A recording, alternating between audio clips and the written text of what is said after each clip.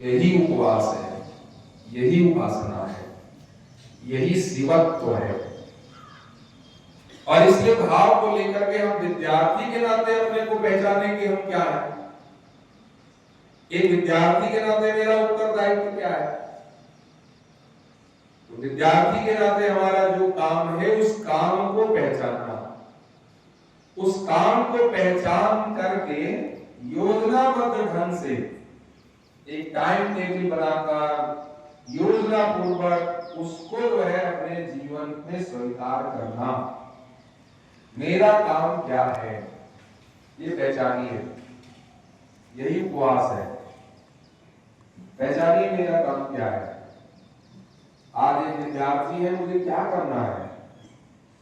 इसलिए सवेरे उठो तो सबसे पहले उठने के बाद धरती माँ को जहां हम प्रणाम करते हैं, प्रणाम करके 2 मिनट आंख बंद करके अपने बिस्तर पर दिन भर की योजना तय करो।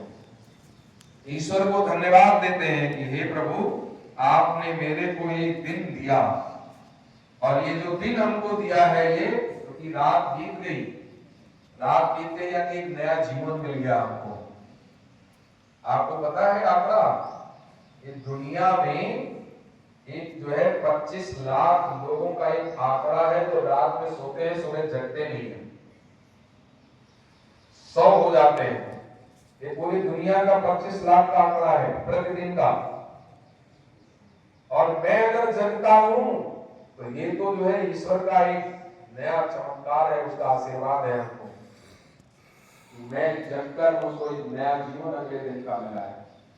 इसलिए सुबह बिस्तर पर बैठ करके जिस भी इष्ट को मानते हैं आप, जिस देवी देवता को मैं अपने जीवन में सदुपयोग कर सकूं, उसकी एक योजना बनाना कि दिन भर मुझको क्या करना है।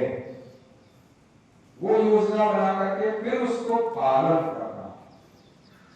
और रात में जब सोए तो सोने के पहले फिर 2-3 मिनट के लिए अपनी आंखें बंद करिए और आंखों को बंद करके अपने उसी इष्ट को फिर से ध्यान करिए कि हे प्रभु, आपने मेरा यह दिन इतना सुंदर बिताया, इतना अच्छे ढंग से बिताया। मैंने आज दिन भर में क्या क्या काम किया,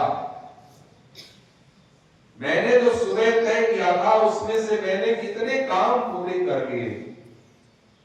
किसी अपरिहार्य कारणों से हो सकता है कोई काम बाकी रह गया हो तो उसके बारे में तय करना कि कल हम इस काम को फिर से पूरा करेंगे। ऐसी योजना बनाना प्रतिदिन की, सुबह उठकर योजना बनाना, समय सारणी तय करना, रात में सोते समय उसका असेसमेंट करना कि मैंने जो तय किया था मैंने उसमें से कितना पूरा किया, मेरा जीवन मेरा दिन सार्थक है कि नहीं है, उसकी सार्थकता तय करना।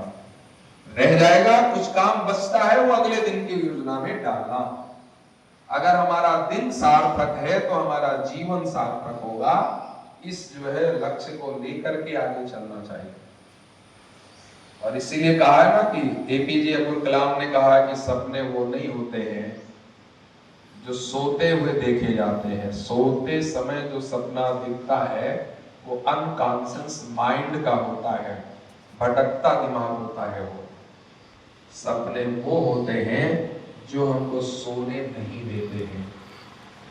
हमने जो तय किया है उस लक्ष्य को प्राप्त करने के लिए जो है इस सपने हमको बार बार परेशान करते हैं।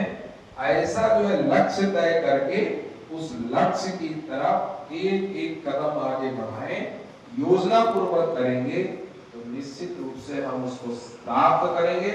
और ये जो मास है, पवित्र मास है, ये पवित्र मास हम सबको आशीर्वाद देगा। माँ शारदे की वंदना हम सब प्रतिदिन करते हैं। माँ शारदे का आशीर्वाद हमारे साथ है, शिव का आशीर्वाद है हमारे साथ। हम तो तय करेंगे तो निश्चित रूप से पूरा ही होगा, लेकिन हमको उसके साथ ईमानदारी, अनुशासन के साथ उसको पालन करना होगा, क्योंकि निश्चित रूप से पूरा होगा। इतनी बात कहते हुए अपनी बात समाप्त करते हैं। धन्यवाद।